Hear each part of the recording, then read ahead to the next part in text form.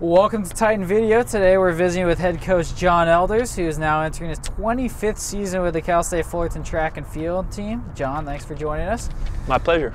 The indoor season is obviously right around the corner as you get underway this weekend. Obviously, it's a little bit of a shorter season than the outdoor season with just 5 different meets, but what are some of the things your athletes can take away from the indoor season and apply to the outdoor?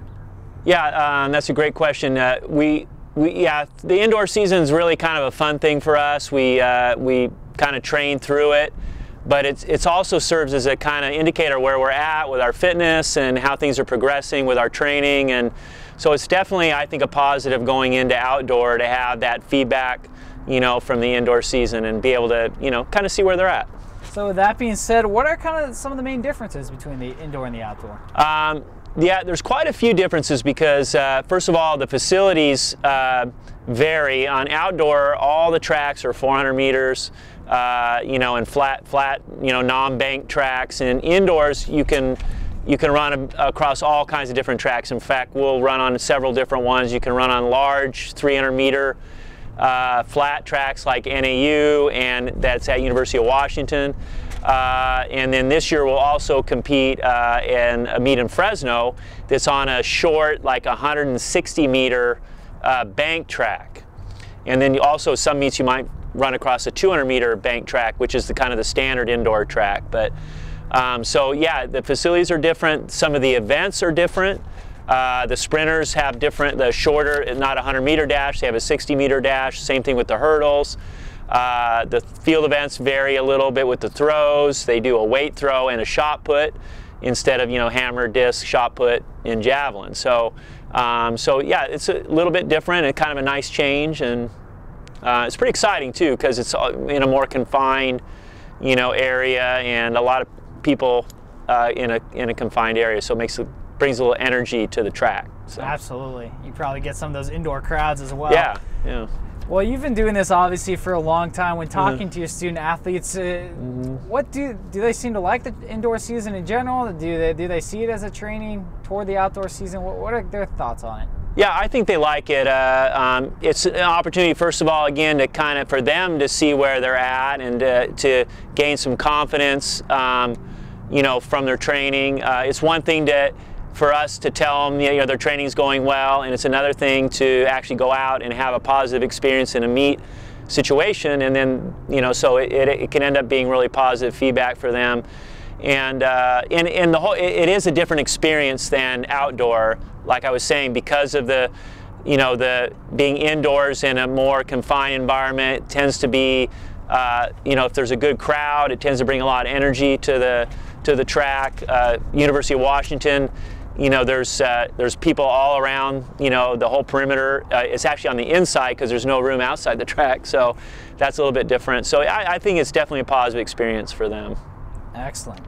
I mean, with track and field just being the unique sport that it is, coming with a lot of individual attention, how much responsibility is put on these student athletes to train and keep in shape during their own time over the summer and the fall, so that they are ready to go once season gets here? Yeah, that is a key in our sport. The summer is a time that we can't really do anything formally with them, so they have to, really do things on their own, and that's a key part of the year, and that would be for all events, not just the distance runners.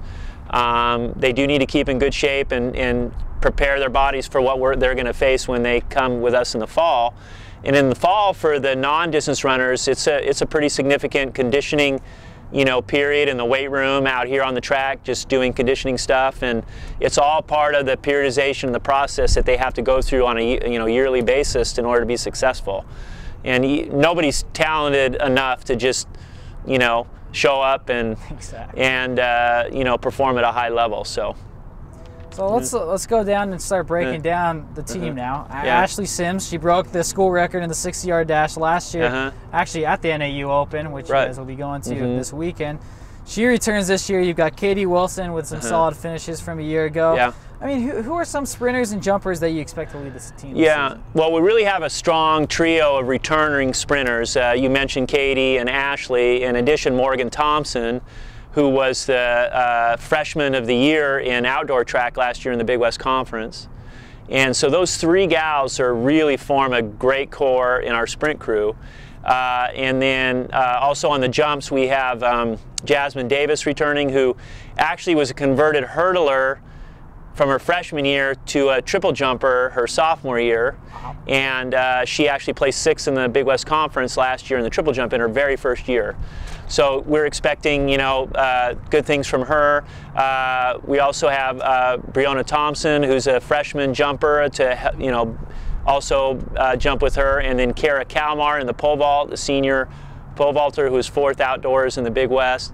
So the jump crew is strong, and then those core sprint gals. Plus we have some new kids coming into the program on the sprint side as well. Tania Sebastian from Pasadena City College, hurdler. Tania Sebastian joins us from Pasadena City College. And then we had a freshman last year in the program, Dina Pierce, who really struggled with injuries, and she didn't really get to showcase her ability last year, but we really feel like this year will be a breakout year for her. So we feel really strong in the sprint, and hurdle area, and as well as in the jumps. So now we head to the seniors. You got Lexi Bravo, who you mentioned this before. It's actually going to be her first year running track and field. She's been with you on the cross country side of things. Along with Casey Candelaria. They figure to be kind of 2 of your long distance leaders as seniors this year. Where do you see on that side of things? Yeah, I'm excited about Lexi doing track finally. For her to have that experience, she really did a great job for us in cross country. So in Casey is more of a track oriented distance runner. So she's a middle distance runner, and she was a standout in junior college and PR last year in the 800 meters for me, and we're really looking for her to finish strong, her senior year. So when you're kind of making the transition that Lexi is from cross country to track, what are kind of some of the big differences and big things she's going to have to work on? Yeah, well, I think that for distance runners, cross country and track, they complement each other. And so, but some kids like track better, or they like cross better, and so she's always kind of gravitated towards cross. But track's a different experience in that there's no variation in courses. So every track, like I said, is 400 meters, and so she, I think it'll be a good experience for her, and she's probably going to run longer events. In indoor, she'll probably run the 5,000, and then outdoor in the 10,000. So there you go. Yeah. So, well, most of your team is going to head to Flagstaff this weekend. You've got the pole vaulters. They're going to Reno to get their season kicked off. Right. How does that group look this year? That's a small group, but we're excited about that. I mentioned Kara Kalmar, and she was 4th in the Big West last year outdoors, and she's looking to build on what she did last year. And so the pole vault summits are great. They get to compete up there. There's clinics and all kinds of stuff going on. So it'll be a great experience for them up there. And last question for you. You're entering your 25th season as the head coach here. You were here for an assistant for 3, and obviously here as a student athlete yourself. So what's been one of your most memorable moments as a tight end? Oh my gosh. Oh, there's a lot of different things over time. I think probably I think 2 things stand out, in my mind. Early on, when we brought men's track back in 1988. My first year was actually track of '89, and first couple years we didn't have any conference champions, and so we were looking for that first conference champion, and it ended up being a guy, Rob Vasquez, who was a javelin thrower. And I just remember watching that and being really nervous for him, because he had a really good shot of winning, and he came through and won our first individual championship as a Division I track and field program. So that really stands out. And then the other thing was Mike Tansley in the 3,000 meter steeplechase, qualifying to go to the national championships, and that being our first national qualifier as a Division I program under my tenure. Mark Covert made it in cross country back in the 70s as a cross country athlete. And then Mike ended up being All-American, all 6 at the national championships, and was an All-American. But the way he got there was very unique. He ran at a last chance meet at Long Beach State about a week and a half before the NCAA championships. And him and one other guy were in the race. And the other guy fell on the first lap, so he ended up running the race by himself. And he ended up PRing by like 13 seconds and actually went into the NCAA championships, I think the 3rd fastest time overall in the country by himself.